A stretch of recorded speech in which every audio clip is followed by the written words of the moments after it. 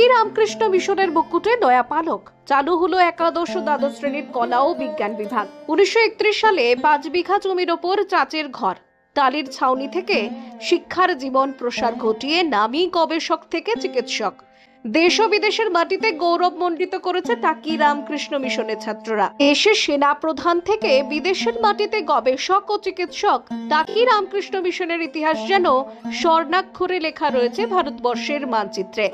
বসিরহাটের টাকি রামকৃষ্ণ মিশন মাধ্যমিক স্তরের স্কুল 6 বিঘা জমির ওপর 1931 সালে কিছু ছাত্র নিয়ে বিনা পারিশ্রমিকে শিক্ষক নিয়ে ভারত ও বাংলাদেশের সীমান্তে শিক্ষার প্রসার ঘটাতে তৈরি হয়েছিল। এতদিন ছিল মাধ্যমিক স্তর মিশন, ছিল 5ম শ্রেণী থেকে 10ম শ্রেণী পর্যন্ত, ছাত্র সংখ্যা 700 জন। আজ 94 বছরে পা দিয়ে পূর্ণতা লাভ পেল টাকি রামকৃষ্ণ মিশন।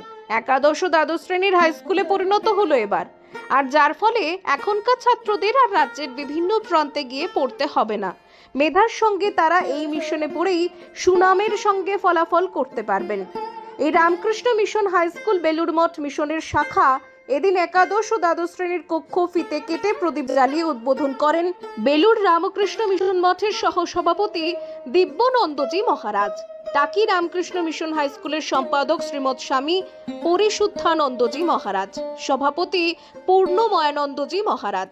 এদিন একাদশ ও দ্বাদশ শ্রেণীর বিজ্ঞান ও কলা বিভাগে শ্রেণীকক্ষ শুরু হলো।